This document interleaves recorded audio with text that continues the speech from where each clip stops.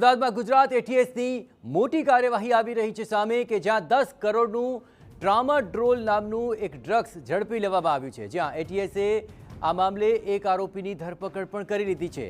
શાહીબાગ નમસ્તે સર્કલ નજીકની આ ઘટના કે જ્યાં લક્ઝરી બસમાંથી આ ડ્રગ્સને ઝડપી લેવામાં આવ્યું છે। ગુજરાતમાં ટ્રામાડોલ નામના ડ્રગ્સનો જથ્થો ડિલિવર થવાનો હતો અને ડિલિવરી પહેલાં જ ગુજરાત એટીએસે આ જથ્થાને ઝડપી લીધો છે।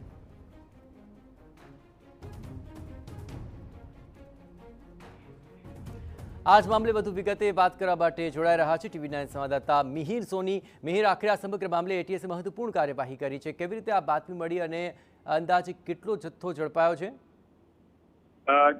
ગુજરાત એટીએસને એક માહિતી મળી હતી કે જે શાહીબાગ નમસ્તે સર્કલ નજીક જે લક્ઝરી બસ જે આવતી જતી હોય છે ત્યાં આગળ એક લક્ઝરી બસના કે જ્યાં આગળ ખૂબ મોટી માત્રામાં ટ્રામાડોલ નામનું જે એક ડ્રગ્સ હોય છે કે જે મોટાભાગે આ દવામાં પણ ઉપયોગ થતું હોય છે અને નશાકારક માટે પણ લોકો ઉપયોગ છે તે કરતા હોય છે અને તે 10 કરોડથી વધુ ટ્રામાડોલ નામનું ડ્રગ્સ છે તે આવતું હોવાની માહિતી મળી હતી અને તેના આધારે રેડ કરી અને લગભગ 8 થી 10 કરોડનું આ ટ્રામાડોલ નામનું ડ્રગ્સ છે તે કબજે કરવામાં આવ્યું છે। પ્રાથમિક માહિતી પ્રમાણે આ ટ્રામાડોલ જે છે કે જે ગુજરાતમાં ડિલિવરી થવાનું હતું અને તે ડિલિવરી થાય તે પહેલા જ ગુજરાત એટીએસને માહિતી મળતા જ તેને પકડી લેવામાં આવ્યું છે। હાલ એક આરોપીની ધરપકડ કરવામાં આવી છે। આ આટલો મોટો જથ્થો છે તે ક્યાંથી થઈ અને કોને ડિલિવરી કરવાનો હતો તેને લઈને વધુ તપાસ જે છે તે હાથ ધરાઈ રહી છે।